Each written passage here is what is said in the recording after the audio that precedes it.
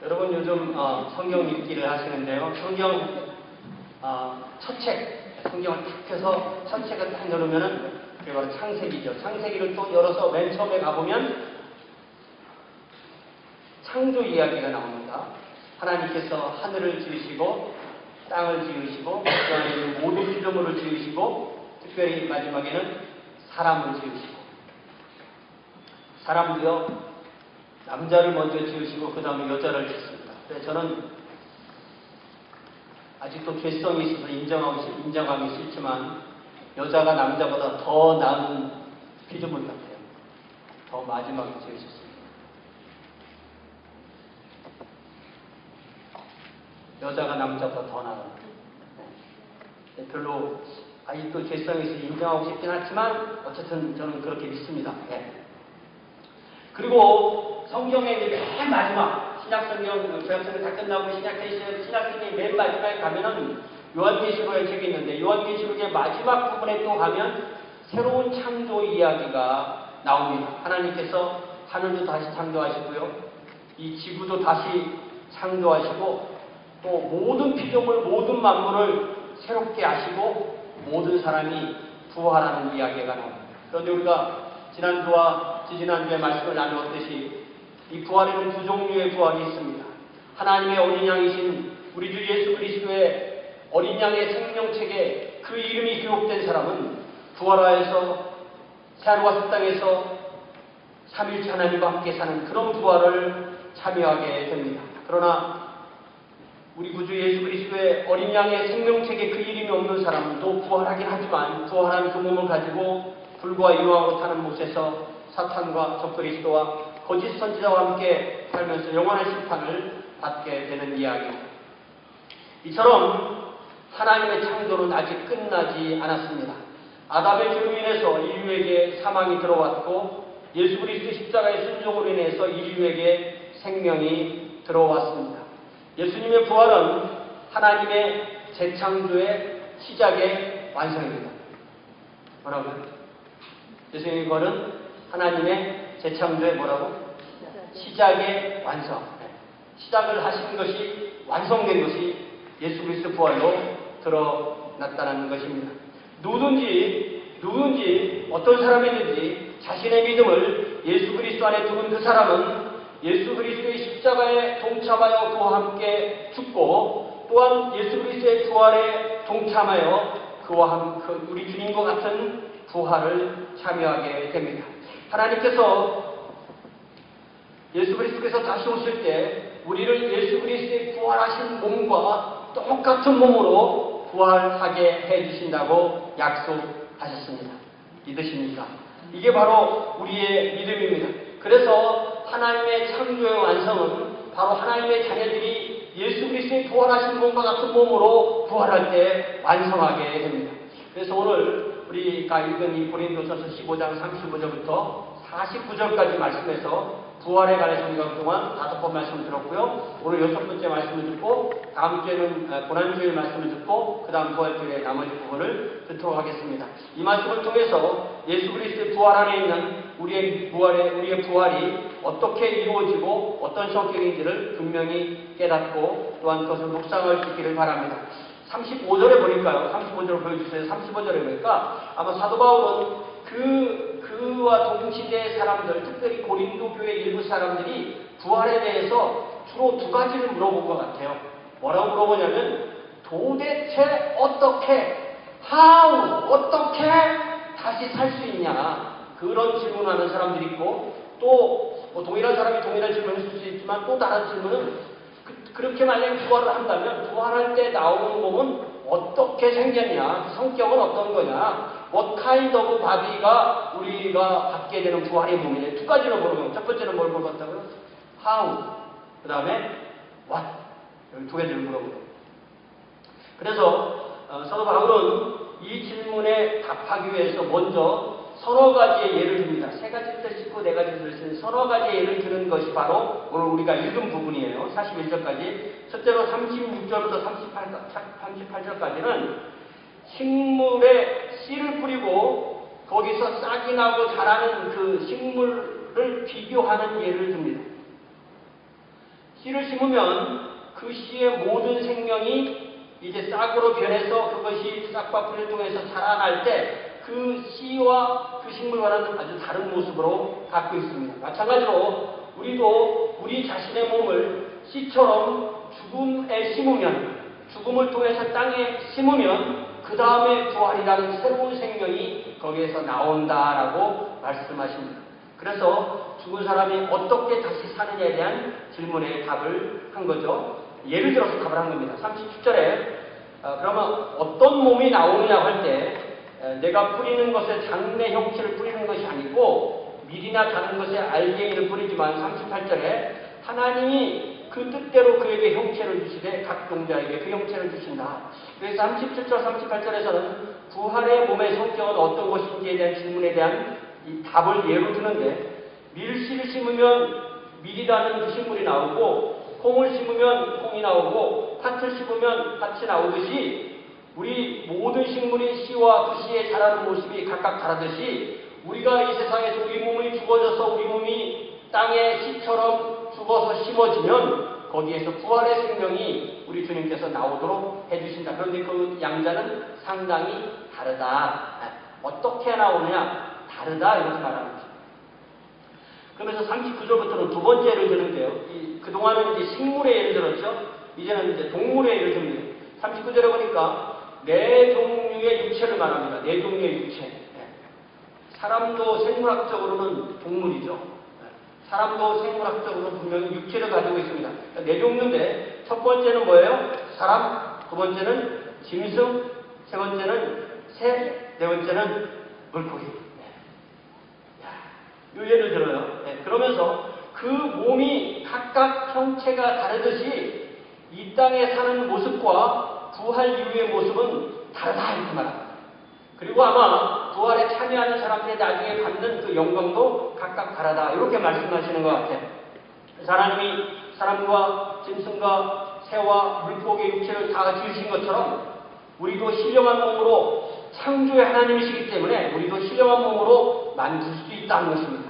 새하늘과 새 땅에, 여러분 우리가 새하늘과 새 땅에 언젠가는 다 같이 가서 만날 건데요. 새하늘과 새 땅에 가서 하나님이 계시고 예수님이 계시고 성령님이 계시고 저와 여러분이 있고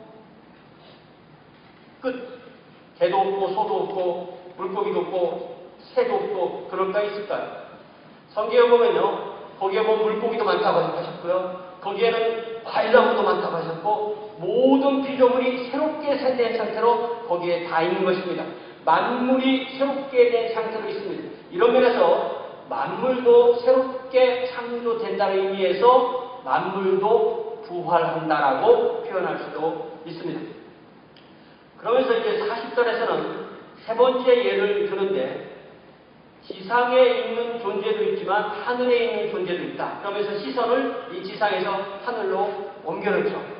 하나님은 식물이나 동물을 지으셨을 뿐만 아니라 지상에 있는 모든 것과 하늘에 있는 것, 즉 우주에 있는 모든 것을 지으신 분이시다라는 것이죠. 창조의 하나님이 새하늘과 새 땅 그리고 부활의 창조를 완성하실 때 그때를 이제 상상하도록 사람들을 인도하는 것입니다. 이때 하늘에 있는 각자의 하늘에 있는 모든 것들이 각자에 속한 영광이 있어서 또한 땅에 있는 모든 피조물의 영광 또 하늘에 속한 모든 피조물의 영광이 각각이 다르게 있다고 그렇게 말씀하십니다. 이처럼 우리의 몸도 하나님이 지으신 것이기에 우리 몸에 영광이 있고 모든 피조물의 영광이 있고 또 하늘에 속한 것도 영광이 있다고 그렇게 말합니다. 그러니까 이게 다르다는 거죠. 틀리다는 게 아니라 다르다는 것입니다. 그러면서 41절에 이게 아마 네 번째 예라고 할 수 있는데 11절에 하늘에 있는 존재로 이제 완전히 시선을 돌려서 41절에 보니까 하늘에 우리가 주름 안에 보는 게 뭐예요? 해가 있고 달이 있고 별이 있는데 별들이 서로 다르다. 그들의 각자의 영광이 다르다. 이렇게 말하면서 하늘에 있는 피조물의 영광을 비교합니다. 해, 달, 별 그리고 별. 사실 지구상에 있는 모든 존재는 태양의 에너지를 통해서도 생명을 유지합니다. 태양은 참으로 그렇기 때문에 영광스러운 존재죠. 또 다른 달로서의 영광과 역할이 있습니다. 밤에 달이 없다고 생각해 보세요. 달이 없는 날이 며칠 있긴 하지만 항상 없진 않죠. 또 하늘에 별이 없다고 생각해 보세요. 하늘의 별이 하늘에 별이 몇 개 있는지 아세요? 모르죠. 아직 다 모르고. 그런데 옛날부터 육안으로 사람의 눈으로 셀 수 있는 별을 다 세서 어떤 사람을 계산을 해봤더니 지금까지 보통 알려진 바로는 한 6,000개가 있다고. 6,000개. 사람의 눈으로 식별할 수 있는 별이 6,000개 된다는데 그 별들이 다 달라요. 사람들이 별의 이름을 지어놓고 각자 비치는 모습이 다르기 때문에 별과 별의 영광도 다 다르다. 이렇게 말합니다. 이렇게 사도 바울은 식물에서 동물로, 동물에서 사람으로, 사람에서 하늘의 해달 별의 예를 통해서 우리의 이 땅에서의 몸이 마지막이 아니고 하나님께서 그 창조의 능력으로 우리의 몸을 신령한 몸으로 이끄실 것을 이렇게 예를 통해서 입증합니다. 이제 42절부터 지금까지 예를 들었으니까 부활 42절을 보니까 죽은 자의 부활도 그와 비슷하다, 그와 같다, 그럴 것이다. 썩을 것으로 심고 썩지 아니할 것으로 다시 살아나는 것이 바로 부활이다. 죽은 자의 부활도 그와 같을 것이다. 죽은 자의 부활이 어떻게 가능하며 그 부활의 몸의 성격이 어떤 것인지 물어보는 사람에게 지금까지 서너 가지 예를 들어준 다음에 이제 41절에서는 어떻게 그 부활이 가능한지를 입증하는데 식물에 씨를 심고 그 식물이 나듯이 우리의 몸이 죽음을 통하여 이 땅에 심어지고 우리의 몸이 썩어질 때 썩지 아니할 부활의 몸으로 다시 살아나는 부활에 참여하게 된다고 그렇게 말씀하는 것입니다. 다시 말하면 죽지 않으면 살아나지 못한다라는 말씀입니다. 우리가 가지고 있는 지금 우리가 가지고 있는 이 살과 피와 뼈로는 새하늘과 새 땅에 참여하지 못한다는 것입니다. 언젠가는 죽음이라는 관문을 통해서 이 육체를 식물의 씨처럼 이 땅에 심어야 싹이 나서 자라듯이 부활의 몸을 받게 된다는 말씀입니다. 그러니까 우리의 몸이 죽고 부활하는 것을 첫 번째는 썩을 것으로 심고 썩지 않을 것으로 말씀하셨습니다. 두 번째는 43절에 욕된 것으로 심고 영광스러운 것으로 다시 살아난다고 말씀하십니다. 욕된 것은 우리의 몸을 하나님께서 욕되게 지으지 않으시죠. 우리의 몸은 하나님께 보시기에 참 좋은 몸이었어요. 그러나 죄가 들어오고 죄로 인하여 우리의 몸이 잘못 사용되었기 때문에 우리의 몸이 욕된 몸이 되었습니다. 몸 자체가 욕되어지는 것은 아니지만 몸이 우리의 죄의 도구가 되었던 것입니다. 그렇기 때문에 우리의 몸과 우리의 몸의 지체가 욕되다고 말씀하시는 것입니다. 그러나 우리가 그 욕된 몸을 심을 때, 땅에 묻을 때 우리는 영광스러운 부활의 몸을 받게 된다는 말씀입니다. 또 43절에서 이제 세 번째로 약한 것으로 심고 강한 것으로 살아난다. 우리의 몸은요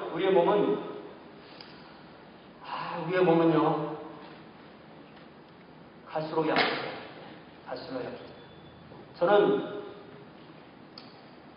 안 약해질 것 같은데 약해지더라고요. 그래서 우리의 몸은 갈수록 약해지고 또 병도 들고 결국은 죽습니다. 그러나 그 약하고 병들고 죽는 그 몸을 심을 때 우리는 더 이상 죽지 않는 하나님께 지으신 강력한 부활의 몸으로 다시 살아납니다. 여러분, 세상에 돈이 어디로 가는지 아세요? 이 땅에 많은 과학자들한테 돈 있는 사람이 돈을 줘서 뭘 연구하느냐면은 병이 없어지는 방법, 더 건강하게 사는 방법, 더 오래 사는 방법, 그리고 마지막에는 죽지 않는 방법, 이런 걸 연구하는데 엄청난 돈을 투자합니다. 심지어 죽기 전에 나를 냉동시켜서 한 200년 뒤쯤에 꺼내주시면 그때는 사람이 죽지 않을 테니까 내 몸을 가지고 영생하겠소 하는 사람이 실제로 있습니다. 근데 저는 성경에서, 성경 시편에서 모세가 노래한 대로 사람이 70, 80만 살면 장수하는 것이라고 그렇게 믿습니다. 그리고 성경 창세기 6장에 보면 하나님께서 모든 사람은 120살이 마지막이다. 120, 최대한 살면 120이라고 약속하셨어요. 그런데 여러분 모두 다 120까지 사실 꿈은 꾸시지만 120보다 더 살 꿈은 꾸지 마시기 바랍니다. 꾸지 그런 꿈은 갖지 말라는 거예요. 그런데 가끔 보면 120살이 넘었다는 사람들 뉴스가 가끔 나와요. 그런데 그 사람들은 언제 태어났는지 좀 헷갈리는 사람들이 그렇게 주장한다고 해서 실제로 지금은 120 넘은 사람 아직도 없는 것 같아요. 제가 정확하게 조사해보지는 않았어요. 그러나 우리가 120을 산다 한들 영혼에 비하면 순간처럼 짧은 삶이고 우리는 그 약한 몸을 가지고 새하늘과 땅에 임할 수가 없는 것입니다. 그러므로 우리는 부활을 통해서 우리에게 강한 몸을 주신다고 약속하셨습니다. 이제 44절에 보니까 네 번째로 우리는 육의 몸으로 신고 신령한 몸으로 다시 살아간다. 결정적인 말씀이죠. 우리의 몸은 현재는 육의 몸인데 이 몸을 신고 나면 신령한 몸으로 다시 산다. 여러분 조금만 생각해 보세요. 조금만 생각해 보세요. 육의 몸, 육의 몸, 내추럴 바디, 피지컬 바디, 이건 뭐 충분히 이해되죠. 그런데 스피리추얼 바디는 뭘까요? 우리의 부활에 받을 몸이 바로 스피리추얼 바디인데 그 신령한 몸이라는 말이 있습니다. 신령한 몸이라는 실체가 있습니다. 아주 신비롭죠. 우리는 그 신령한 몸에 대한 분명한 예증을 가지고 있는데 분명한 예증을 가지고 있는 바로 부활하신 예수 그리스도의 몸이 신령한 몸입니다. 우리가 부활할 때 예수님과 같은 그 몸을 받는다고 말씀하시고 그것이 바로 우리가 받게 될 신령한 몸인 겁니다. 이처럼 육의 몸이 있기 때문에 신령한 영의 몸도 있다. 이렇게 선언합니다. 그러니까 지금까지 사도 바울은 어떻게 다시 삽니까? 다시 사는 그 부활의 몸 어떻습니까? 이거에 대한 계속 논증을 해가는 중입니다. 그러면서 이제 45절부터는 아담과 예수 그리스도를 비교합니다. 기록된 바 첫사람 아담은 생명이 되었다는 것 같이 마지막 아담은 살려주는 영이 되었다. 이게 좀 이 한국 번역하고 영어를 여러분들이 잘 보시면 좀 더 이해가 좋은데요.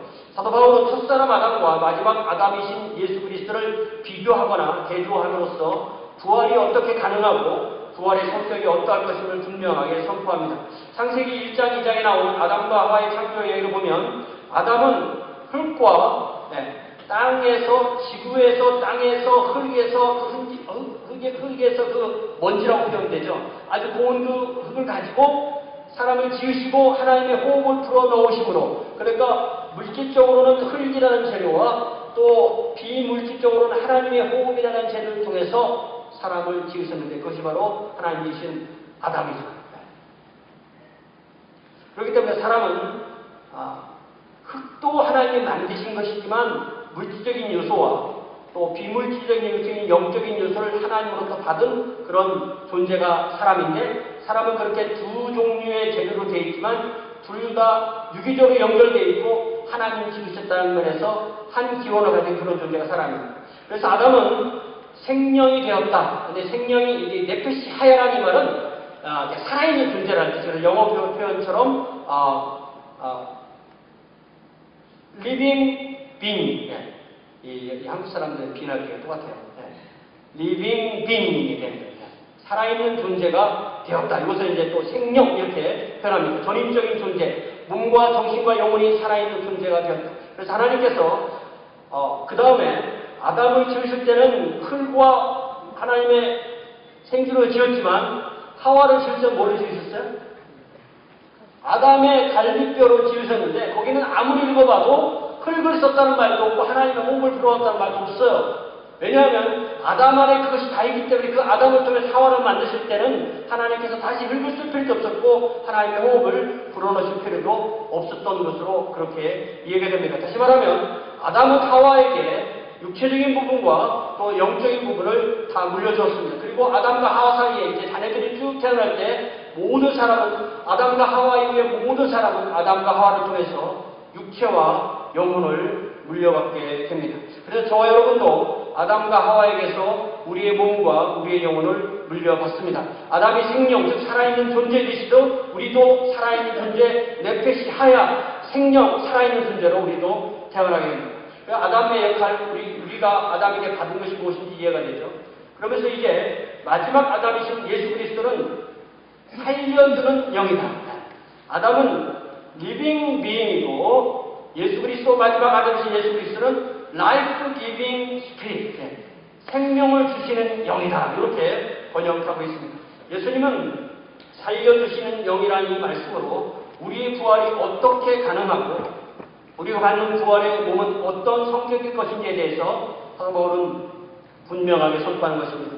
우리는 예수 그리스도께서 부활하신 것처럼 부활의 몸을 입을 것인데 그 부활의 몸을 어떻게 입냐면 우리에게 그 생명을 주시는, 부활의 몸을 주시는 예수 그리스도의 능력으로 인해서 우리가 그 부활의 몸을 받게 된다는 것입니다. 저와 여러분이 예수 그리스도와 같은 몸을 받게 될 때 저희들에게 그 몸을 주시는 분이 바로 그 생명을 주시는 예수 그리스도라는 것입니다. 그러므로 생명적 살아있는 존재인 우리가 죽음으로 우리를 심지 않으면 생명을 다시 살리시는 영이신 예수 그리스도에게 우리에게 부활의 몸으로 다시 우리가 우리 몸을 심을 때 우리에게 그 부활의 몸으로 다시 우리를 살려주신다는 말씀이 바로 45절입니다. 그래서 46절에 보니까 그러나 먼저는 신령한 사람이 아니요 육의 사람이요 그 다음에 신령한 사람입니다. 그러기 위해서 부활의 몸을 받기 위해서 그 부활의 몸의 씨인 그 부활의 몸의 재료인 식물의 씨처럼 우리의 육체가 있어야 되고 아담에게서 그 육체를 먼저 받고 있으면 그 육체를 심으면 신령한 몸을 예수 그리스도 안에서 받게 된다고 46절에 말씀하죠. 다시 47절에 첫사람은 땅에서 났으니 흙에 속한 자이거니와. 첫사람 아담과 둘째 아담 마지막 아담이신 예수 그리스도 분명하게 비교 대조하는데요. 첫사람 아담은 땅의 먼지를 통해서 피조되었고 둘째 아담이신 예수 그리스도는 하늘에서 오신 하나님으로부터 하나님께서 사람으로 오신 분이십니다. 그렇기 때문에 첫사람은 땅에서 났으니 흙에 속하였고 둘째 사람 예수 그리스도 둘째 아담은 하늘에서 오셨고 하나님이시고 하나님이 사람이 되신 분이라고 분명히 선포합니다. 예수 그리스도는 그러므로 육으로는 아담과 같고 우리와 같은 몸이지만 예수 그리스도는 하늘에서 사람으로 오셨습니다. 하나님의 사람이 되셨고 하나님의 아들이 사람이 되셨습니다. 그러면 우리는 어떻게 아담에게만 머물러 있지 않고 아담에게 받은 생명에만 머물러 있지 않고 예수 그리스도에 속하여서 예수 그리스도의 부활 생명을 받을 수 있을까요? 이게 바로 우리에게 숙제입니다. 우리는 어떻게 아담과 함께 멸망하지 않고 예수 그리스도의 생명에 참여할 수 있을까요? 48절에 보니까 무릇 흙에 속한 자들은 저 흙에 속한 자와 같고 무릇 하늘에 속한 자들은 저 하늘에 속한 자와 같으니. 참 은혜롭죠. 여러분 같이 48절 말씀 한번 같이 읽어봅시다. 시작. 무릇 흙에 속한 자들은 저 흙에 속한 자와 같고 무릇 하늘에 속한 자들은 저 하늘에 속한 자와 같으니. 흙에 속하였던 아담에게 속한 모든 이들은 아담처럼 흙에 속하였고 죄와 사망과 영원한 심판에 속해 있습니다.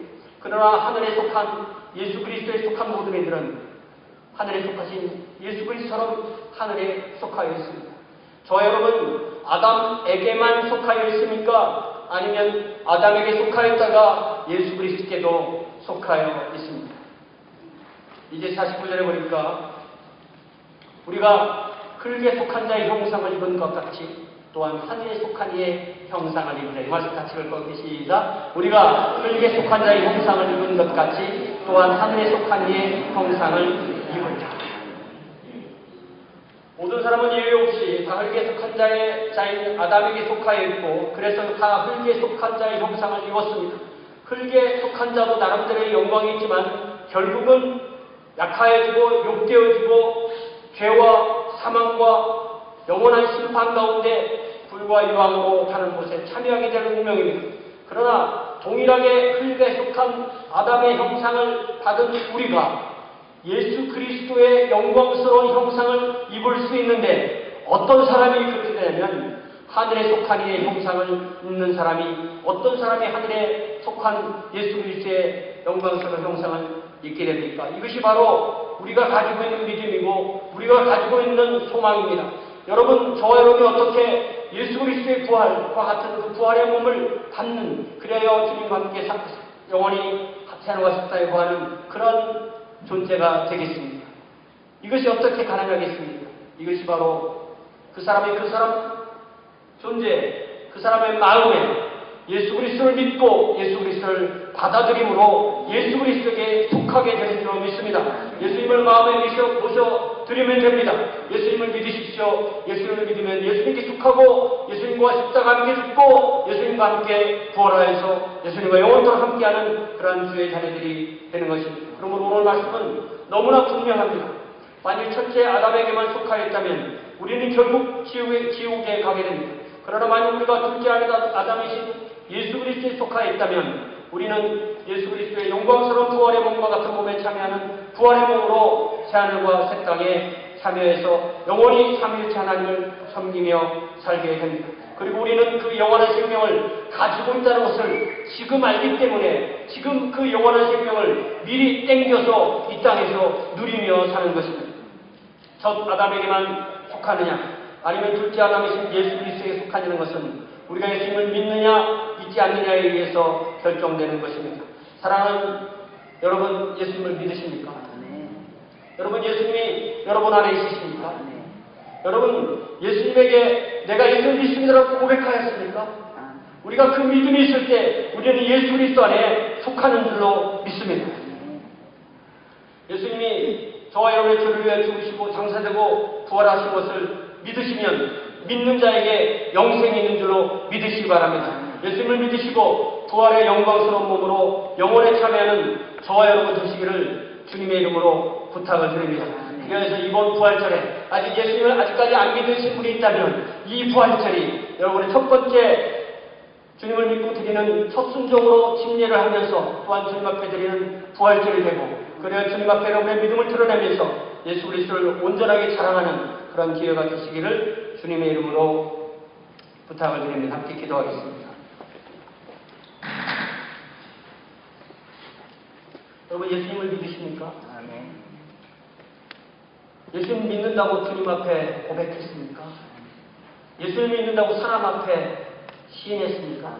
사람 앞에서 나를 시인하는 사람은 내가 아버지 앞에서 그 사람을 시인한다고 우리 주님께서 말씀하셨습니다. 여러분, 아직 예수님을 믿지 않았다면 오늘 지금 이 시간에 여기서 예수님을 믿으시기 바랍니다. 오 주님, 저에게 오시옵소서. 주님, 제 안에 들어오시옵소서. 주님, 그래야 제가 주님께 속하여서 주와 함께 영원히 있기를 원하나이다. 그렇게 주님을 믿고 고백하는 여러분 되시길 바랍니다. 아직 예수님을 그렇게 믿지 않았다면 이 시간에 여러분, 내가 예수님을 믿습니다. 그렇게 표현하는 그 표현으로 손을 들어서 표현해 주시기 바랍니다. 자, 여러분을 위해서 기도하겠습니다. 아직 한 번도 예수님을 믿지 않았다면, 지금 예수님을 믿고 있지 않다면, 그렇지만 내가 예수님을 믿겠습니다. 그렇게 원하시는 분은 손들어 표현해 주시기 바랍니다. 여러분을 위해서 기도하겠습니다. 사랑의 아버지 하나님, 이 시간에 우리가 주의 말씀을 함께 나누었습니다. 아버지 하나님, 이 세상에서 아무리 오래 산다 할지라도 120년을 넘기지 못하고 우리는 우리의 몸을 이 땅에 심어야 되는데, 주님, 우리의 부활이 주님과 함께하는 부활이 됩니까? 아니면 지옥에서 영원히 사는 부활이 됩니까? 주님, 이 땅에 사는 동안 우리에게 기회가 있을 때 예수님을 구주와 주님으로 모셔드리게 하고 그리하여 주님의 부활 생명으로 영원히 주와 함께 구하는 귀한 주의 자녀들이 되게 하여 주옵소서. 그리하여서 이 부활절이 우리에게 참으로 놀라운 부활절이 될 수 있도록 복 내려 주시옵소서. 예수님의 이름으로 기도하옵나이다. 아멘. 다 같이 자리에 일어나셔서 하나님 아버지의 마음 함께 찬양 부르고